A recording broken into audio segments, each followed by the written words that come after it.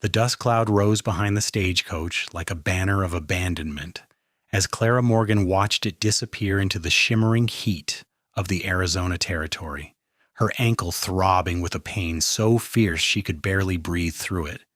She had stepped down from the coach during the brief water stop at Willow Creek, seeking a moment of privacy behind the rocks, when her boot caught in a prairie dog hole and sent her sprawling with a sickening twist that echoed through her entire leg. By the time she limped back to the road, clutching her skirts and biting back tears, the stage was already rolling away. The driver either deaf to her desperate calls or too hurried to care about one foolish woman who had wandered too far from the coach. Now she stood alone on the rutted trail between Tucson and Phoenix, the September sun of 1883 beating down on her bonnet with merciless intensity, watching her only connection to civilization vanish into waves of desert heat. Clara sank down onto a flat rock, carefully extending her injured leg before her. The ankle had already begun to swell inside her leather boot, and she knew with grim certainty that removing the boot now would mean never getting it back on again. She was 23 years old, a school teacher traveling from St. Louis to take up a position in Phoenix, and she had survived the long train journey west only to find herself stranded in the middle of nowhere with nothing but the small reticule hanging from her wrist. Her trunk, her belongings, everything she owned was rolling away with that damned stagecoach. The landscape stretched endlessly in all directions, a sea of scrub brush and rocky outcroppings painted in shades of rust and gold. Mountains rose in the distance like jagged teeth against the impossibly blue sky. Clara had never felt so small, so utterly insignificant. She tried to stand, thinking perhaps she could hobble after the stage, but the moment she put weight on her ankle, white-hot pain shot through her leg and brought her back down with a gasp. Walking was impossible. Even crawling seemed beyond her capabilities. She pressed her hands to her face, fighting the urge to weep. Crying would do nothing but waste moisture her body might need if she was stuck here much longer. The next stage would not come through until tomorrow morning, assuming it kept to schedule. Could she survive a night out here? What about water? Animals? She had heard stories about rattlesnakes and scorpions, about mountain lions that could smell weakness from miles away. A woman alone in the wilderness was prey, pure and simple. The sun climbed higher, and Clara's throat grew dry. She had drunk her fill at the water stop, but that seemed like hours ago now, though it had probably been less than 30 minutes. Time moves strangely when you are frightened and in pain. She tried to remember everything she had ever read about survival, about desert conditions, but her mind kept circling back to the fundamental problem that she could not walk, could not seek shelter, could not do anything but sit on this rock and wait for rescue that might never come. Then she heard it. The distant sound of hoofbeats, rhythmic and steady, growing gradually louder. Clara's heart leaped with hope, even as caution made her hesitate. Not everyone traveling these roads had honorable intentions. A woman alone was vulnerable in more ways than one. But what choice did she have? She could not exactly hide, not with her ankle screaming every time she moved. She straightened her shoulders and tried to look as dignified as possible under the circumstances, which was not very dignified at all given that she was covered in dust and her hair had come loose from its careful arrangement. The rider appeared around a bend in the trail, sitting tall in the saddle on a rangy bay horse. Even from a distance, Clara could see he was tall himself, broad-shouldered, moving with the easy grace of someone who had spent his entire life on horseback. He wore dusty work clothes, a broad-brimmed hat pulled low against the sun, and a red bandana around his neck.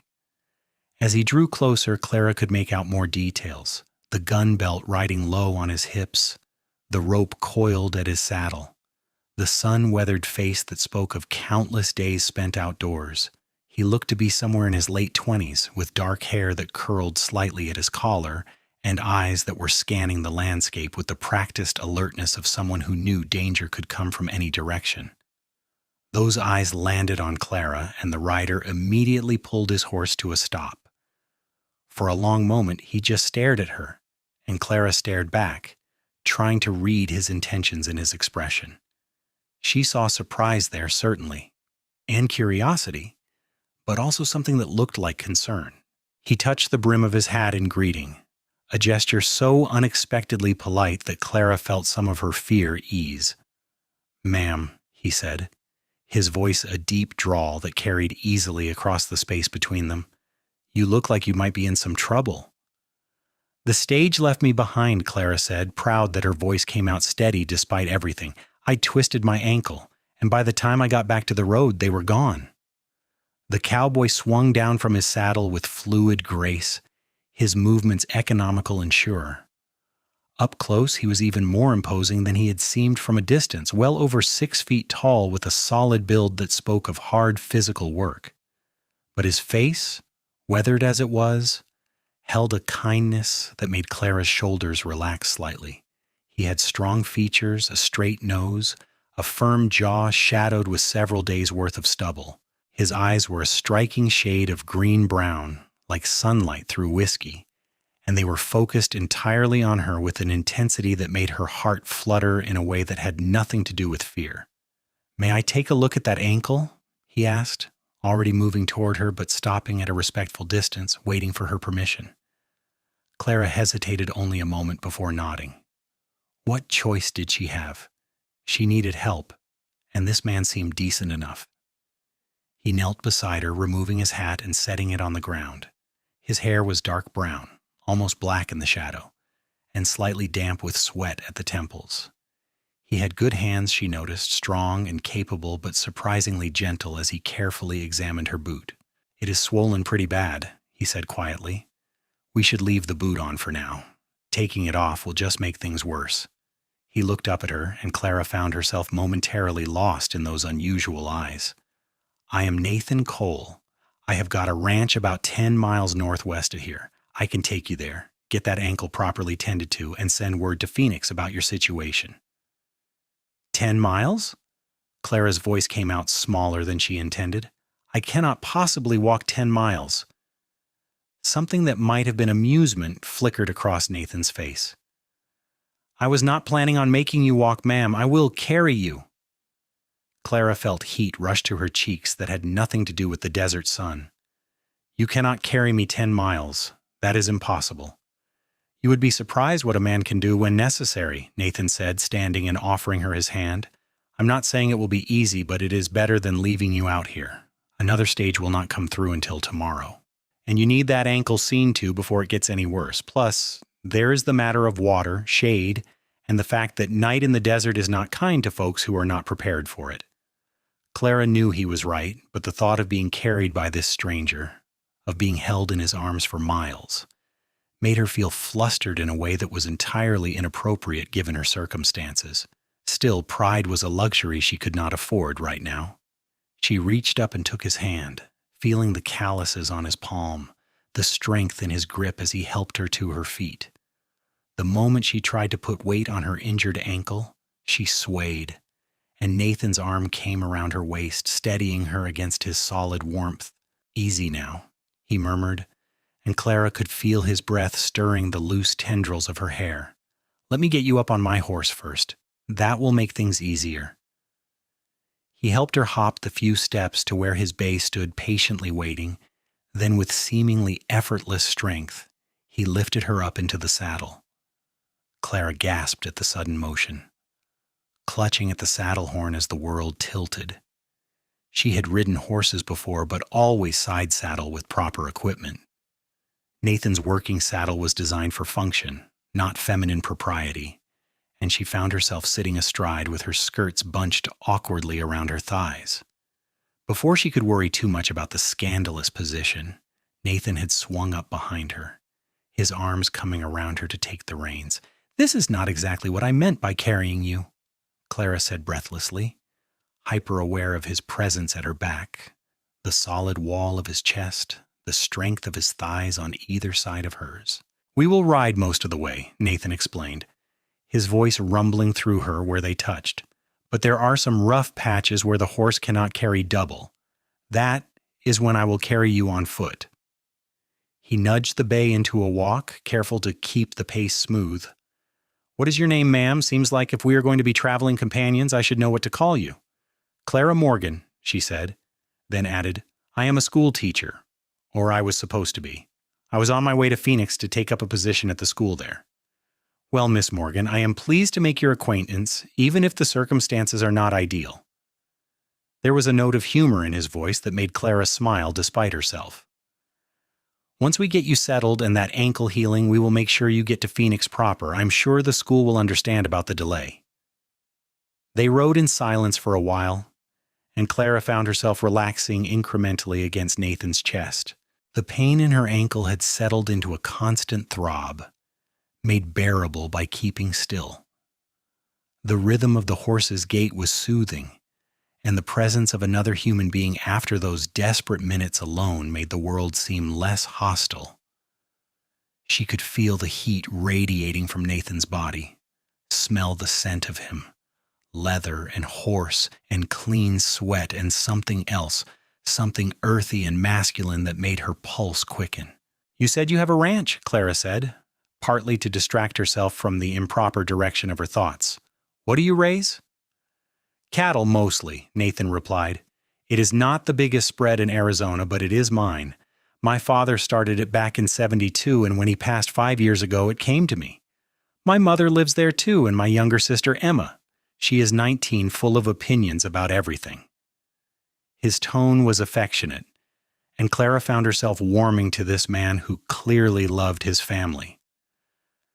"My mother will be glad to have another woman around. She has been after me to get married for years now.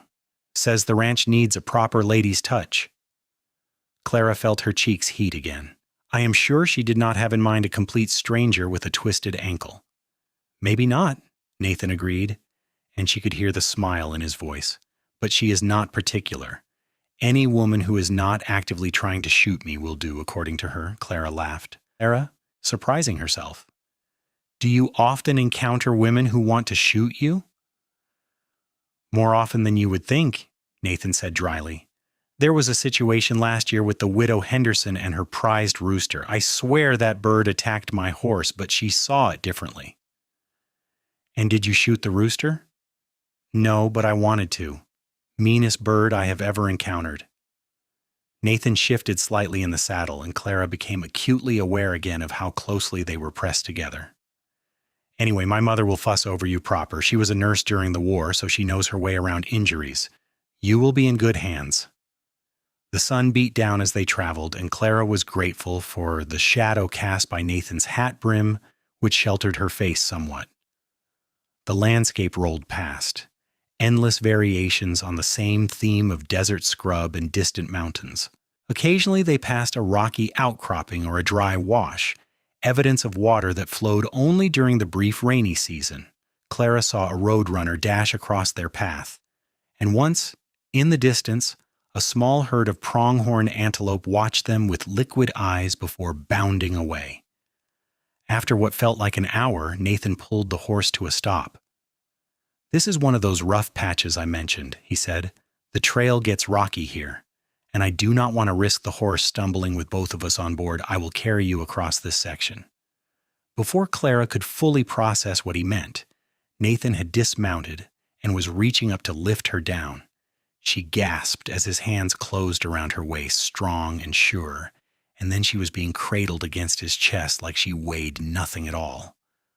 One arm supported her back, the other hooked under her knees, and she found herself pressed against him with nowhere to look but at his face, now disconcertingly close to her own. "Put your arms around my neck," Nathan instructed, his voice a little gruffer than before. "It will make this easier." Clara obeyed, linking her fingers behind his neck and trying not to think about how intimate this position was, how she could feel the steady beat of his heart through his shirt, how his arms felt like iron bands around her. Nathan whistled low, and his horse followed as he began to pick his way across the rocky terrain. True to his word, the ground here was treacherous, strewn with loose stones and hidden crevices that would have been dangerous even for a person with 2 good ankles. Nathan moved with careful deliberation, testing each step before committing his weight. Clara could feel the flex of his muscles as he adjusted his balance, the controlled power in every movement. He was breathing harder now from the exertion, but his hold on her never wavered. Sweat beaded on his forehead, and without thinking, Clara reached up with one hand to wipe it away. Nathan's eyes met hers, surprised, and something else, something that made Clara's breath catch. "Thank you," he murmured, and the moment stretched between them, charged with an awareness that had nothing to do with their practical situation and everything to do with the way they fit together, the way it felt strangely right to be held in his arms. Then Nathan looked away, focusing back on the trail, and the moment passed. But Clara's heart continued to race, and she knew it had nothing to do with fear or pain. Something was happening here, something she had not expected and did not quite know how to name. This cowboy who had appeared like an answer to a prayer was stirring feelings in her that she had never experienced in all her careful, orderly life back in St. Louis. The rocky section seemed to stretch forever, but finally they reached smoother ground. Nathan set her carefully back in the saddle before mounting behind her again, and they continued on. The sun had begun its descent toward the western horizon, painting the sky in shades of gold and amber. The heat, while still intense, had lost some of its murderous edge. "How much farther?" Clara asked, her ankle throbbing with renewed intensity after being jostled during the rocky crossing. "Maybe another hour," Nathan said. "We will get there before full dark. Are you holding up all right?" "I am fine," Clara lied, not wanting to seem weak. But Nathan must have sensed something because his arm tightened fractionally around her waist, a gesture of comfort that made her eyes sting with unexpected tears. She was so tired, so overwhelmed by everything that had happened, and this stranger's kindness threatened to break through the careful control she had been maintaining. "It is all right to admit when you're hurting," Nathan said quietly. "You have been through something frightening today. No one expects you to be stoic about it." "I feel like such a fool," Clara confessed, the words spilling out before she could stop them. "I should have been more careful. I should have stayed closer to the stage. Now I have lost all my belongings, delayed my arrival in Phoenix, and inconvenienced you terribly. You probably had important things to do today besides rescue foolish women from their own stupidity." "First of all, it was not stupidity," Nathan said firmly. "Accidents happen. Second, my only plans for today involve checking fence lines, and that can wait. And third, I am glad I came along when I did. I do not like to think about what might have happened if you had been stuck out there alone all night." Clara shuddered, thinking the same thing. "I was trying not to imagine it." "Well, you do not have to imagine it now. You are safe, and you are going to be fine. The ankle will heal, we will get word to Phoenix, and everything will work out. You will see." His confidence was reassuring, and Clara found herself believing him. They rode on as the sun sank lower, painting the desert in shades of fire. The temperature began to drop with surprising rapidity, and Clara, who had been sweltering earlier, now found herself grateful for Nathan's warmth at her back. The landscape began to change subtly, with more vegetation appearing, cottonwood trees that suggested water somewhere nearby. Then, as they crested a small rise, Clara saw it. A cluster of buildings nestled in a shallow valley, with a windmill turning lazily in the evening breeze and corrals that held moving shapes she assumed were cattle or horses. "There it is," Nathan said, and Clara could hear the pride in his voice. "The Double C Ranch, home." As they drew closer, Clara could make out more details. The main house was a long, low structure built of adobe and wood, with a covered porch that wrapped around at least two sides. There were several outbuildings, a barn, a stable, what looked like a bunkhouse, and various sheds. Everything was neat and well-maintained, speaking of care and hard work. Smoke rose from the chimney of the main house, and as they approached, the front door opened and a woman stepped out onto the porch, shading her eyes against the setting sun. "Nathan," she called, her voice carrying clearly across the distance. "Where have you been? And who is that with you?" "Found someone in need of help, Ma?" Nathan called back, guiding his horse toward the house. Stage left her stranded with a twisted ankle. The woman who Clara assumed was Nathan's mother hurried down the porch steps despite the obvious stiffness in her own gait. She was perhaps in her early 50s, with graying brown hair pulled back in a practical bun and a face that was lined but kind. She wore a simple calico dress with an apron over it, and her eyes were the same distinctive color as her son's. "Good Lord!" she exclaimed as they drew close enough for her to see Clara clearly. "The poor girl looks half dead. Nathan, get her inside right now. And carefully with that ankle." Nathan dismounted and lifted Clara down with the same easy strength he had shown earlier. This time, instead of setting her in the saddle, he carried her straight toward the house. A younger woman had appeared in the doorway, matching Nathan's description of his sister Emma. She was pretty, with dark hair and lively eyes that went wide at the sight of them. "Nathan brought home a girl," Emma announced, with obvious delight. "Ma, you can stop nagging him about getting married now."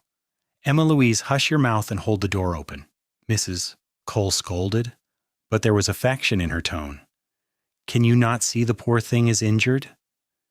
Nathan carried Clara into the house, and she had a brief impression of a comfortable, well-kept home with plastered walls, solid furniture, and colorful rugs scattered across the wooden floor. There was a massive stone fireplace at one end of the main room with various cooking implements arranged around it, and windows that had actual glass in them, which was a mark of prosperity out here. Nathan carried her through to a small bedroom off the main room and set her gently on the bed, which was covered with a quilt in a pattern of interlocking rings. "Thank you," Clara whispered, suddenly exhausted now that she was finally somewhere safe. The adrenaline that had been sustaining her drained away all at once, leaving her shaky and overwhelmed. "Let me see that ankle," Mrs. Cole said briskly, moving to the bedside and shooing Nathan back. "You go take care of your horse and tell Emma to heat water for tea. This young lady needs food, water, and rest in that order." Nathan hesitated, his eyes on Clara with an expression she could not quite read. Then he nodded and left, his boots echoing on the wooden floor. Mrs. Cole set to work with practiced efficiency, carefully removing Clara's boot, which made Clara gasp with pain despite the older woman's gentleness. The ankle underneath was swollen and discolored, ugly bruises already forming. "It is not broken," Mrs. Cole pronounced after a careful examination that involved prodding and flexing that made Clara bite her lip to keep from crying out. "Just a bad sprain. You will need to stay off it for at least a week, maybe 2. I will wrap it and make you a poultice to bring down the swelling." "A week?" Clara repeated faintly. "But I need to get to Phoenix. The school is expecting me." "The school will have to wait," Mrs. Cole said firmly. "You try to travel on this ankle before it is healed, and you risk permanent damage. Trust me, I have seen it happen. You will stay here with us until you are fit to travel, and that is final." Clara wanted to protest, but the truth was she felt too awful to argue. The room seemed to be swaying slightly, and she realized she had not eaten since breakfast, had not had water since the stage stop. As if reading her mind, Emma appeared in the doorway with a cup of water, which Clara accepted gratefully and drank in long, desperate swallows. "Easy now, Mrs. Cole cautioned. "Sip it slow, or you will make yourself sick. Emma, bring some bread and butter and see if there is any of that soup left from dinner." The next hour passed in a blur. Clara ate the soup and bread, which were both delicious, and drank more water. Mrs. Cole wrapped her ankle in strips of cloth soaked in something herbal that smelled pungent but felt soothing. Someone brought her a nightgown, and Emma helped her change out of her dusty, sweat-stained traveling dress, chattering cheerfully the whole time about how exciting it was to have a visitor, and how she had 1,000 questions about St. Louis and whether the fashions there were really as elaborate as the magazine suggested. Through it all, Clara found her thoughts drifting to Nathan. She could hear his voice occasionally from the main room, the low rumble of conversation with his mother.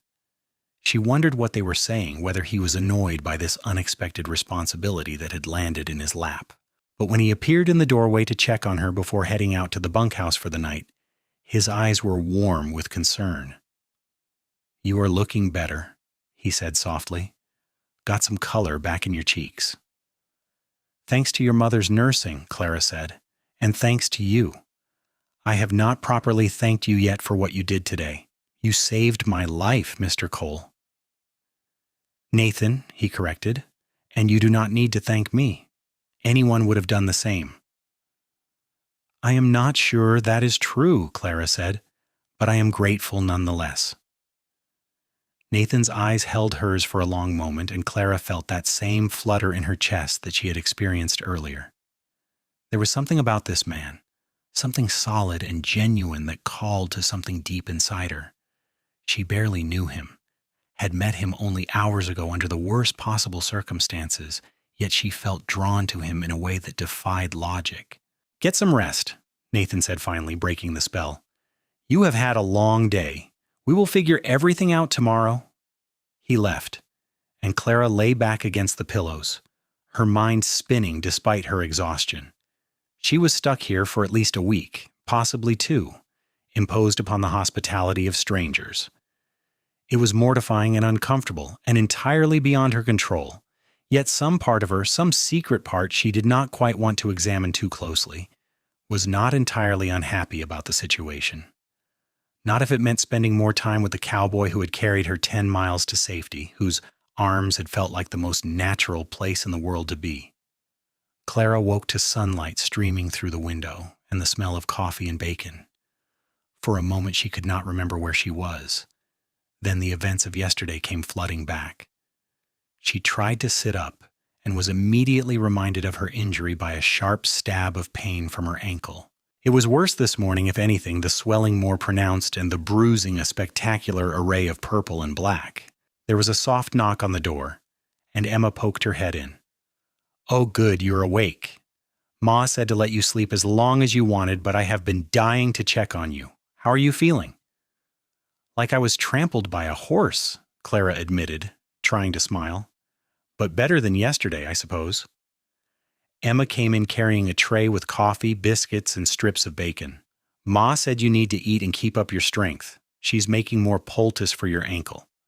Nathan already rode out to check the herds, but he made me promise to tell you he will stop by the telegraph office in town later and send word to Phoenix about your situation. Town? Clara asked hopefully. How far is that? About 8 miles east, Emma said, settling onto the edge of the bed with the easy familiarity of someone starved for female company. We go once a week usually for supplies and mail. It is not much of a town, just a general store, a saloon, a telegraph office, and the marshal's office. But it serves. Clara sipped the coffee, which was strong and hot and exactly what she needed. Your brother said you are 19. Do you help with the ranch? When I have to, Emma said, making a face. Mostly I help Ma with the house and the garden and the chickens. I can ride and rope if necessary, but it is not my favorite thing. What I really want is to see more of the world. I have never been farther than Tucson, and that was only twice. I want to see San Francisco, maybe even New York. But Nathan says we cannot afford it, and anyway, who would take care of Ma and the ranch? There was frustration in the girl's voice, but also resignation. Clara understood the conflict between duty and desire, between what you wanted and what circumstances allowed. She had felt it herself back in St. Louis. Caring for her ailing father until his death last year had finally freed her to pursue her own dreams of teaching out west. Well, I can tell you about St. Louis, if you like, Clara offered. It is not as grand as New York, but it is a real city with theaters and museums and shops selling things from all over the world. Emma's face lit up. I would love that. Oh, Clara, I am so glad you are here. Do not take this the wrong way, but I hope your ankle takes a good long time to heal. Clara laughed despite herself. Over the next few days, she settled into the rhythm of life at the Double C Ranch. Mrs. Cole, whose first name she learned was Margaret, fussed over her ankle with dedicated attention, changing the wrappings twice daily and making Clara practice gentle movements to keep the joint from stiffening. Emma visited constantly, hungry for stories about city life and eager to share gossip about the neighbors and happenings in the territory. And Nathan, when he was not out working the ranch, found reasons to check on her that seemed to go beyond simple courtesy. He would stop by in the morning before heading out, bringing her fresh water or a book from the small collection the family kept. He would appear at dinner time, carrying her meal on a tray and staying to eat with her, their conversation ranging from the practical matters of ranch life to deeper topics like dreams and disappointments and the choices that shaped a person's life. Clara learned that Nathan had wanted to be a lawyer once, had even spent a year studying in California before his father's failing health called him home. He had given up that dream to take over the ranch, and while he did not seem to regret the choice, there was a wistfulness in his voice when he talked about it. "Do you ever think about going back to it?" Clara asked one evening as they sat together on the porch, where Nathan had carried her so she could enjoy the cooler evening air. Her ankle was improving, and she could put a little weight on it now, though Mrs. Cole still insisted she stay off it as much as possible. "Sometimes," Nathan admitted. He was sitting on the porch rail, one leg dangling, his hat pushed back on his head. "But the ranch needs me. Ma could not run it alone, and Emma has no interest in it. My father built this place from nothing, survived Apache raids and drought and rustlers. I cannot just walk away from that." "It sounds like you feel trapped," Clara said gently. Nathan was quiet for a moment, his eyes on the distant mountains. "Not trapped exactly, more like I chose one door and closed another. We all make those choices, do we not? You chose to leave St. Louis and come teach in Phoenix. That means closing the door on whatever life you might have had back there." "That is true," Clara agreed, "but I do not feel like I gave up anything important. There was nothing holding me in St. Louis after my father died. No family, no particular friends, just a small inheritance and a desire to do something meaningful with my life. Teaching seemed like a way to make a difference." "You would have made a good teacher," Nathan said, then caught himself. "I mean, you will make a good teacher once your ankle heals and you get to Phoenix." Something in his tone made Clara's heart skip. Over the past several days, she had become increasingly aware of the attraction between them. The way Nathan's eyes would linger on her face, the way her pulse would race when his hand accidentally brushed hers. They were dancing around something neither of them seemed quite ready to name, but it was there, growing stronger with each passing day. "Nathan," Clara began. Not sure what she wanted to say, but feeling like something needed to be acknowledged. Before she could continue, Emma burst out of the house with her usual energy. "Clara, you have got to see the sunset. It is going to be spectacular tonight. Nathan, carry her out to the bench under the cottonwood so she can get a proper view." Nathan smiled at his sister's enthusiasm and stood, moving to Clara's side. She had grown accustomed to being carried by him over the past few days, but it still made her breath catch every time his arms closed around her. He lifted her easily and carried her across the yard to where an old wooden bench sat in the shade of a massive cottonwood tree. Emma followed, chattering about cloud formations and how you could tell when the colors would be especially vivid. True to Emma's prediction, the sunset was magnificent. The sky turned from blue to gold to orange to deep pink with streaks of purple threading through the clouds. The mountains stood in stark silhouette against the riot of color, and the whole world seemed to hold its breath in the presence of such beauty. Nathan had settled on the bench beside Clara, close enough that their shoulders touched, and Emma had thrown herself down on the grass at their feet, her face turned up to the sky. "I never get tired of this," Emma said softly. "Every sunset is different, but they are all beautiful. I think that is what I would miss most if I ever did leave here. The sky." "It is different from the city," Clara agreed. "There, you barely notice the sky.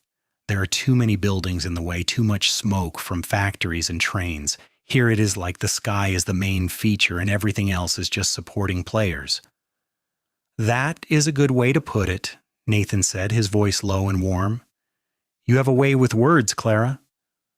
Their eyes met, and in that moment, with the sunset painting everything in shades of rose and gold, Clara felt something shift between them. This was no longer just attraction or fascination. This was something deeper, something that terrified and thrilled her in equal measure. She was falling for this cowboy, for his quiet strength and his gentle humor, and the way he had set aside his own dreams to honor his father's legacy. And unless she was very much mistaken, he was falling for her too. The moment stretched until Emma, oblivious to the charged atmosphere, jumped to her feet. "I should go help Ma with the dishes. You two stay and enjoy the rest of the sunset."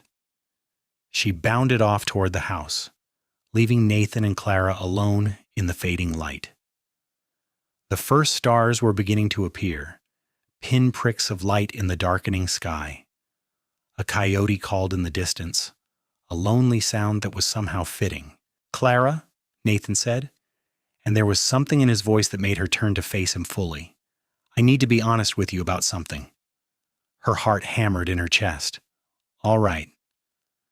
I know you are only here because of your injury, and I know you have a job waiting for you in Phoenix, a whole life planned out. But these past few days getting to know you, I have been thinking." He paused, seeming to struggle with the words. "I have been thinking that maybe you being left behind by that stage was not just bad luck. Maybe it was something else, something like fate." "Nathan," Clara whispered, torn between hope and fear. "I am no good at pretty speeches," he continued, his eyes intense on hers. "I am just a rancher who works with his hands and smells like cattle more often than not. But I feel something when I am with you, something I have never felt with anyone else. Like you fit here, like you belong. And I know it is too soon and probably foolish, but I have to ask, is there any chance at all that you might feel the same way?" Clara's throat felt tight. Everything logical, everything sensible, told her this was madness. She had known this man for less than a week. She had plans, responsibilities, a future that did not include a remote ranch in Arizona territory, but logic seemed to have very little to do with the way her heart was pounding or the way every fiber of her being was screaming, "Yes, yes, yes." "I do feel the same way," she said softly. "And it terrifies me, Nathan. I barely know you. This does not make any sense." "Maybe the best things never do," Nathan said. He reached out slowly, giving her time to pull back if she wanted, and cupped her cheek with his palm. His hand was warm and rough and infinitely gentle. "I am not asking you to give up everything today. I am just asking if you would be willing to see where this goes, to give us a chance." Clara leaned into his touch, her eyes fluttering closed. "Yes," she breathed, "I want to give us a chance." Nathan's smile was like sunrise, bright and full of promise. He leaned in slowly, and Clara's breath caught as his lips met hers in a kiss that was soft and sweet and perfect. It tasted of coffee and hope and new beginnings, and when they finally pulled apart, Clara felt like the world had shifted on its axis. "Well then," Nathan said, his voice rough with emotion, "I guess we have some figuring out to do." Over the following weeks, as Clara's ankle healed and grew strong again, she and Nathan did indeed have a lot of figuring out to do. She sent a telegram to the school in Phoenix explaining her situation and asking if they could hold the position for her. They replied with sympathy but firmness. They needed someone immediately and could not wait indefinitely. They would have to hire someone else. Clara found that the disappointment she felt was tempered by something that felt suspiciously like relief. Margaret watched the developing romance with obvious approval, though she cautioned both of them not to rush into anything. Emma was over the moon, declaring that she would have the best sister-in-law in the entire territory, and Nathan courted Clara with a combination of practical care and genuine romance that won her heart more completely with each passing day. He took her riding once her ankle could handle it, setting her on his gentlest mare and leading her through the hills surrounding the ranch. He showed her the water sources that made the ranch viable, the canyon where eagles nested, the meadow full of wildflowers that bloomed in the spring.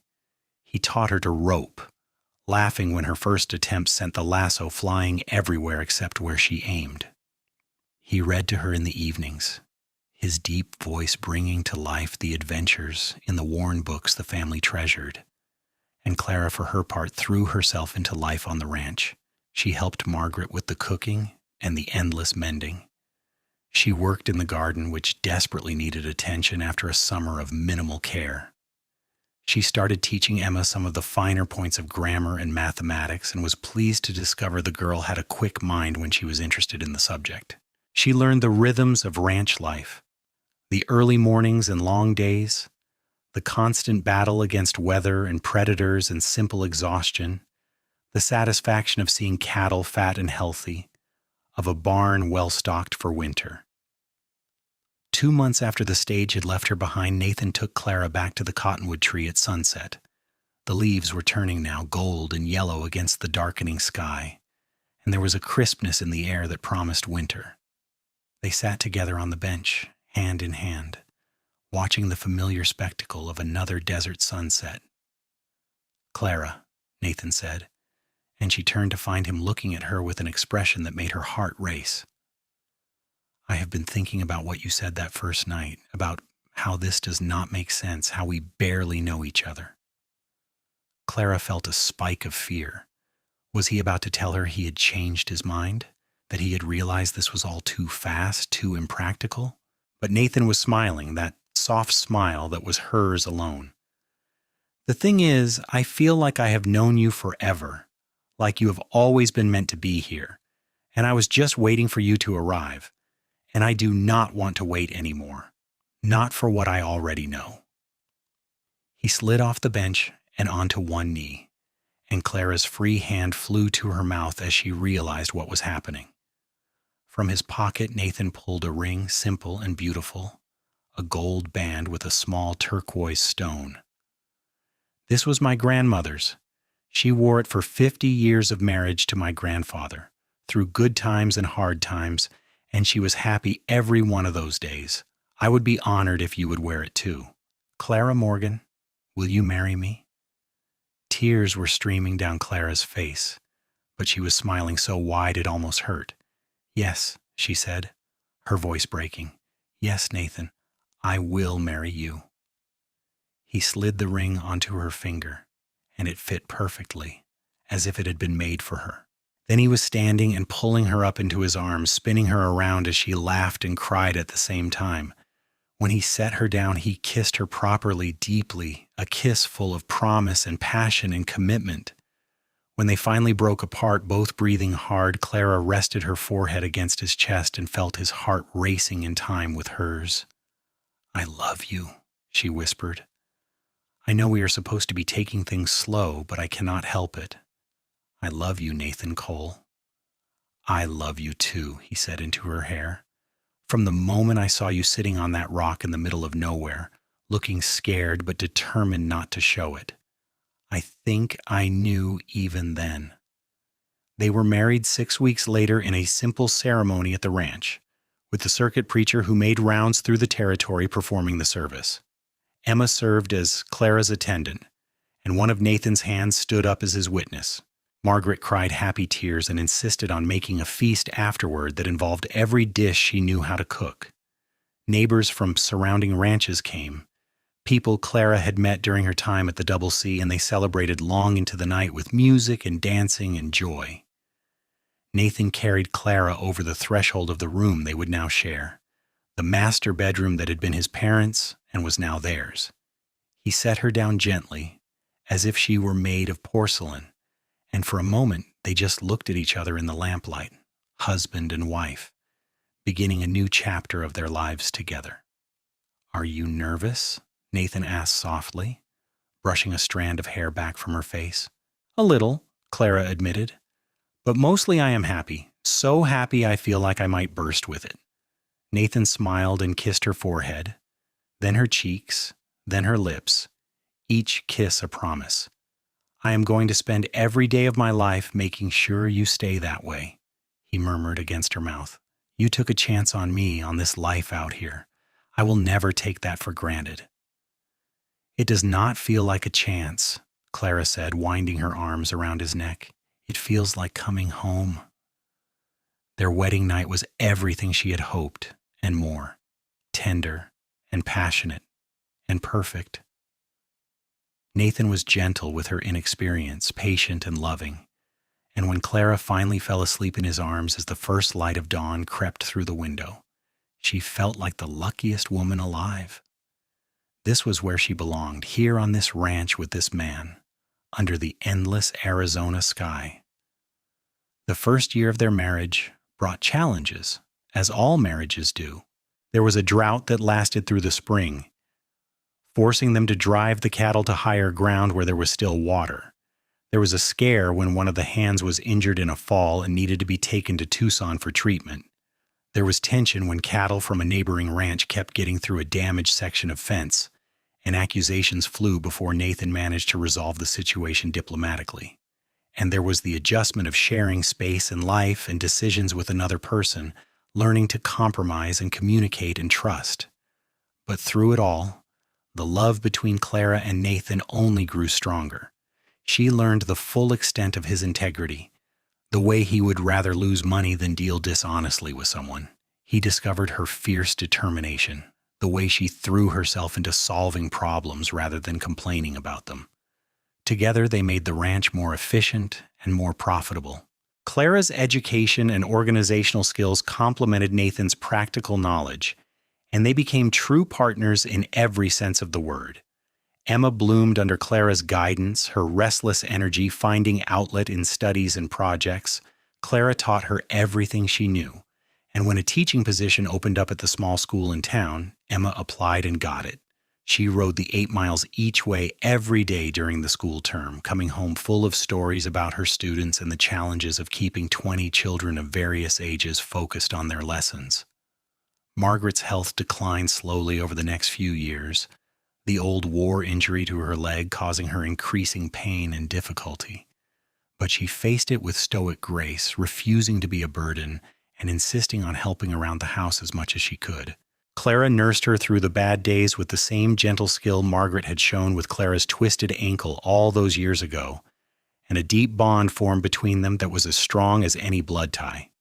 In the spring of 1886, 3 years after their marriage, Clara discovered she was pregnant. Nathan's joy was incandescent when she told him, and he immediately became absurdly protective, trying to prevent her from doing anything more strenuous than sitting in a chair. Clara found it equal parts endearing and exasperating, and they had their first real argument when he tried to forbid her from riding out to check the herds with him. "I am pregnant, not dying," Clara said firmly, "and I will not spend the next 6 months being treated like I am made of glass. Women have babies every day while continuing to work and live their lives." "But you are not every woman," Nathan protested. "You are my wife, and I will not risk you or the baby." "And I appreciate your concern," Clara said, softening her tone. "But you have to trust me to know my own limits. I promise I will be careful. But I will not be locked away like some fragile treasure." They compromised, as they had learned to do. Clara continued with her normal activities, but agreed not to take unnecessary risks. She rode, but only at a walk, and never alone. She worked in the garden, but let Nathan or one of the hands do the heavy lifting. And when she started to show carrying her pregnancy in a neat, round bump that delighted everyone, the entire ranch seemed to shift into protective mode.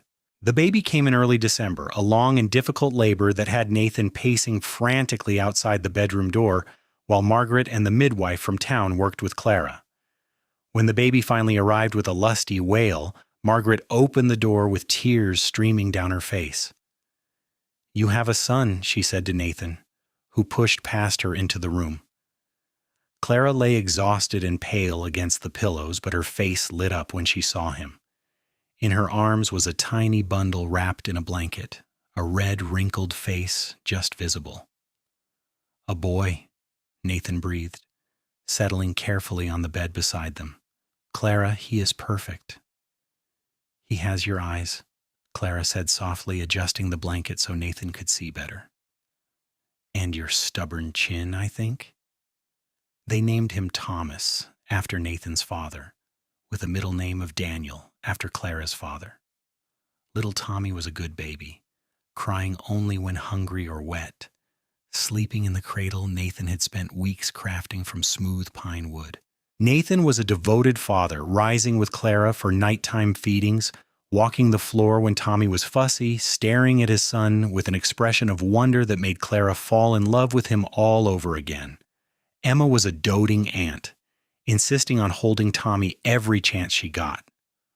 Margaret, despite her pain and failing strength, found new energy in her grandson, singing him the old songs she had sung to her own children and telling him stories about his grandfather in the old days. The ranch hands, tough men who dealt with cattle and horses in wilderness, turned to absolute mush around the baby, letting him grab their fingers with his tiny fists and grinning like fools when he did. Life settled into a new rhythm, one that revolved around feedings and naps and the endless needs of an infant. Clara had never been so exhausted or so happy. Some days she barely had time to brush her hair, much less attend to the ranch accounts or the garden, but she would not have traded it for anything. This was the life she had chosen, the family she had made, and it was more than she had ever dreamed possible that day the stage had left her behind. Tommy grew from infant to toddler, a sturdy little boy with his father's coloring and his mother's curiosity. He was into everything, fearless to the point of giving his parents heart attacks, and charming enough that he usually got away with his mischief. When he was 2, Clara discovered she was pregnant again, and this time the pregnancy was easier, her body knowing what to expect. Their daughter arrived in the summer of 1889, a tiny, delicate girl they named Sarah Margaret after both grandmothers. She was as different from Tommy as night from day, quiet and observant, where he was loud and rambunctious. Nathan was helplessly smitten, declaring that he now understood why fathers were supposedly protective of their daughters. Clara laughed and reminded him that he had been just as protective of Tommy, just as besotted with his son. Margaret did not live to see Sarah's first birthday. She passed quietly in her sleep one autumn night, and they buried her in the family plot on a hill overlooking the ranch she had loved. Nathan grieved deeply for his mother, but there was comfort in knowing she had lived to see her grandchildren, had died peacefully in the home she had made. Clara grieved too, for the woman who had become like a mother to her, who had welcomed her without hesitation and taught her so much about strength and grace. Emma married the following spring to a school teacher from Tucson, a quiet, bookish man who adored her completely. They moved to Tucson, where he had a position at the larger school there, but Emma visited often, bringing her husband and eventually their own children to stay at the ranch. The house that had seemed so quiet after Margaret's death filled again with noise and laughter and the chaos of family. The years passed, marked by the usual milestones and challenges. Tommy grew into a serious, responsible boy who loved the ranch and everything about it, following Nathan around from the time he could walk and absorbing everything his father could teach him.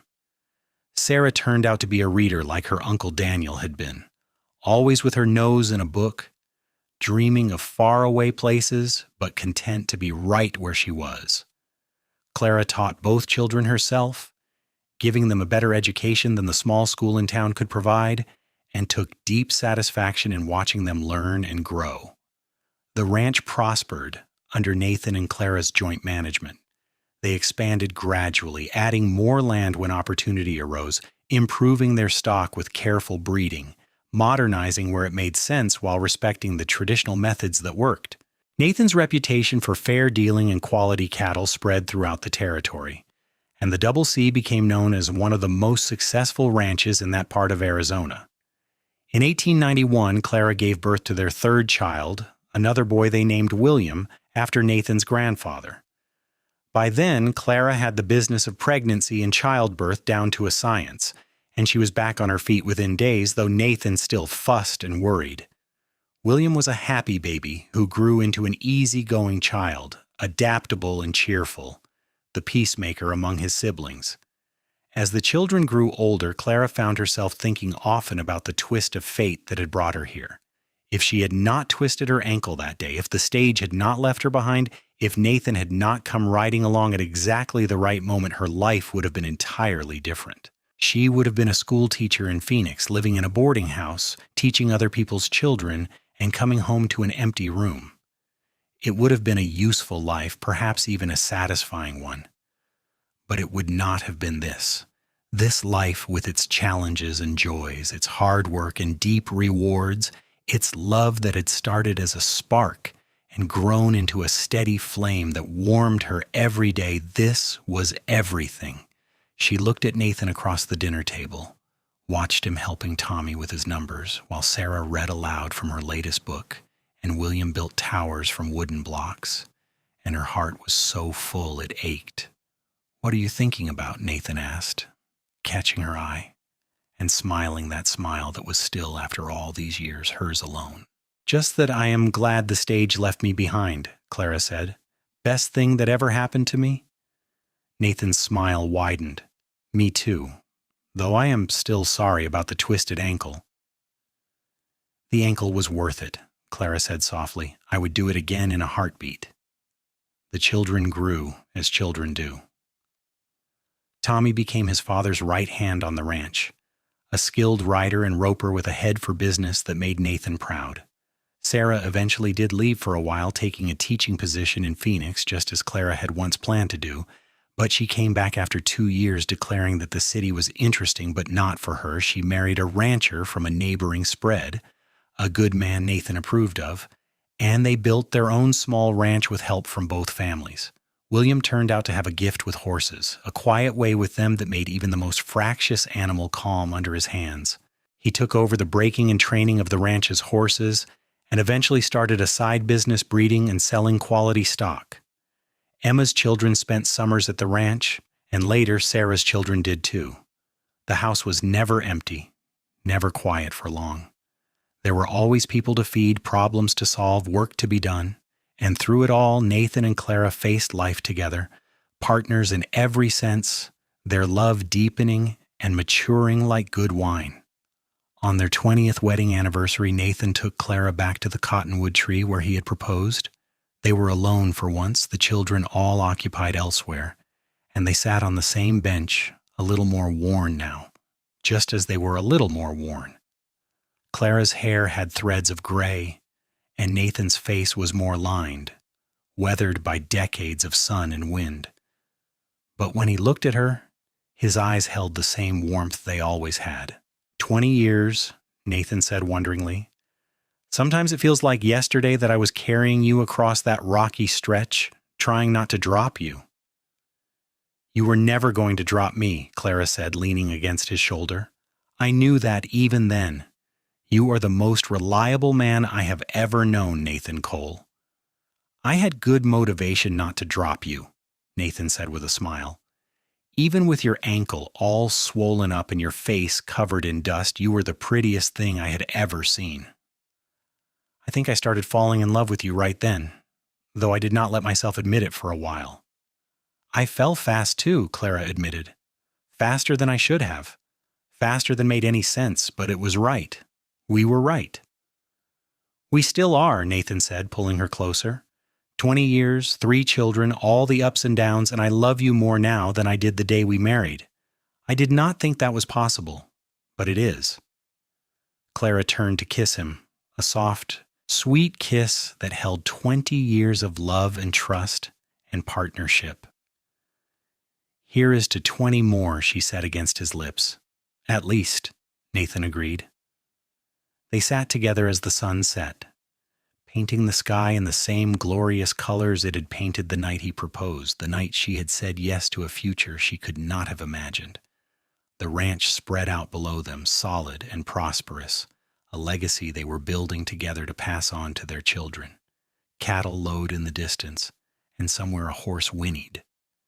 The evening star appeared, bright and clear in the darkening sky. This was home.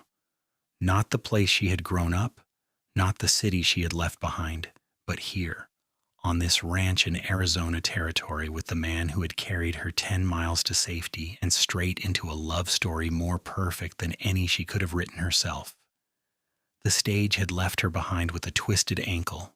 A cowboy had appeared, and her life had changed forever in the best possible way. As they sat together watching the last light fade from the sky, Clara thought about all the moments that had led them here. The fear and pain of that first day, the slow growing awareness of attraction, the decision to risk her heart on a man she barely knew, the joys and challenges of building a life together, the children who were their greatest achievement and deepest joy. Every moment had been worth it. Every struggle had made them stronger. Every joy had been magnified by sharing it. "What are you thinking about now?" Nathan asked, his voice warm in the gathering darkness. "Everything," Clara said. "All of it. How lucky we are." "Luck had nothing to do with it," Nathan said firmly. "Well, maybe a little with me happening to ride past that exact spot at that exact time. But the rest was choice. You chose to trust me when you had no reason to. You chose to stay when your ankle healed and you could have left. You chose to build this life with me. That was not luck. That was courage." "You chose too," Clara pointed out. "You could have left me there or dropped me at the nearest town and washed your hands of me. You could have courted me without proposing, kept things casual, but you chose to go all in." "Because I knew," Nathan said simply. "Sometimes you just know. And I knew you were the one, Clara, my match, my partner, my love, the woman I wanted beside me for all the days of my life." They walked back to the house hand in hand, and the lights from the windows glowed warm and welcoming. Inside, they could hear voices. Tommy and his wife, who were visiting for the anniversary, Sarah and her husband, who had arrived earlier that afternoon, William and Emma's oldest son laughing about something, the next generation, carrying on the legacy, building their own futures while honoring the past. The years continued to unfold, bringing the usual mixture of joy and sorrow, triumph and challenge. There were droughts and good seasons, losses and gains, moments of worry and moments of pure contentment. Nathan and Clara grew old together, their love a constant through all the changes. They became grandparents, then great-grandparents, the Double C Ranch, a gathering place for an ever-expanding family that traced its roots to that day in 1883 when a twisted ankle and a cowboy's compassion had changed everything. Clara never did become a school teacher in Phoenix, never lived the life she had planned. Instead, she became a rancher's wife, a mother, a teacher to her own children, and a pillar of the small community that grew up around the handful of ranches in their corner of the territory. She taught Sunday school when the circuit preacher came through, helped deliver babies when the midwife could not get there in time, nursed sick neighbors, and welcomed strangers with the same hospitality that had been shown to her. She became exactly what she had wanted to be, though she had not known it when she left St. Louis, a woman who made a difference, and Nathan, who had given up his dreams of law to run the ranch, never seemed to regret the choice. He built something lasting, something that would outlive him. A successful ranch, a strong family, a reputation for integrity that meant his word was as good as any contract. He was respected throughout the territory as a man who dealt fairly and stood by his commitments. But more than that, he was a good husband, a devoted father, a man who loved deeply and showed that love through action every single day. On a warm spring evening in 1923, 40 years after the day they met, Nathan and Clara sat together on the porch of the ranch house. They were both elderly now, Nathan's hair white and his movements slow, Clara's hands knotted with arthritis, but still capable. The ranch had been officially turned over to Tommy years ago, though Nathan still offered advice when asked and Clara still kept her fingers in various pies around the property. They had moved to a smaller house on the property, a comfortable cottage that Emma's husband had helped build, where they could live more simply in their remaining years. "Do you remember the day we met?" Clara asked, watching the sunset paint the sky in familiar colors. "Really remember it? Every detail?" "Every single one," Nathan said without hesitation. "The way you looked sitting on that rock, trying to be brave. The way you felt in my arms, so light and fragile, but with a core of steel. The way your eyes widened when I told you I would carry you 10 miles home. I remember thinking I had never seen anyone so beautiful or so determined. I remember thinking you were either my salvation or my doom," Clara said with a soft laugh. "A stranger appearing out of nowhere like something from a dime novel. But you were my salvation, Nathan. You saved me that day, and every day after." "We saved each other," Nathan corrected gently. "I was dying inside before you came, going through the motions of living but not really alive. You woke me up, Clara. You gave me a reason to dream again, to hope again. You gave me everything." Clara reached for his hand. their fingers interlacing with the ease of 40 years of practice. "It was meant to be," she said softly. "That stage was meant to leave me behind. My ankle was meant to twist. You were meant to find me. All of it, every bit, so we could have this life together." "I believe that," Nathan said. "I have always believed that." They sat in comfortable silence as the sun sank below the horizon and the first stars appeared. From the main house, they could hear the sounds of family. Tommy's children and grandchildren visiting for Sunday dinner, laughter and conversation drifting across the yard. The ranch stretched out around them, eternal and changing, the land that had shaped them and been shaped by them in turn. Nathan passed quietly in his sleep 2 months later, Clara beside him as she had been for 40 years. He was buried on the hill next to his parents, overlooking the ranch he had loved and the life he had built. Clara grieved deeply, but without regret. They had been given 40 good years together, and she knew how rare and precious that was. Not everyone got a love story like theirs. Not everyone found the person who fit them so perfectly, who made them more than they could have been alone. Clara lived another 3 years, watched over carefully by her children and grandchildren, who made sure she was never alone unless she wanted to be. She spent her time puttering in a small garden, reading to her great-grandchildren, writing down the stories of the ranch and the family so they would not be forgotten. And every evening at sunset, without fail, she would sit on the porch and watch the sky blaze with color, remembering the man who had carried her to safety and stayed to capture her heart. On a quiet autumn evening in 1926, Clara passed away in her sleep, dreaming of a dusty trail and strong arms and a cowboy's smile. She was buried beside Nathan on the hill, their graves side by side overlooking the Double C Ranch, together in death as they had been in life. The family gathered for the funeral, dozens of them now, all descended from the love story that had started with a twisted ankle and a chance meeting. They told the story to the youngest children, the ones who had never known their great-grandmother, about how she had been left behind by a stage and found by a cowboy who had carried her 10 miles home. They told how that act of kindness had blossomed into love, how that love had built a legacy that endured.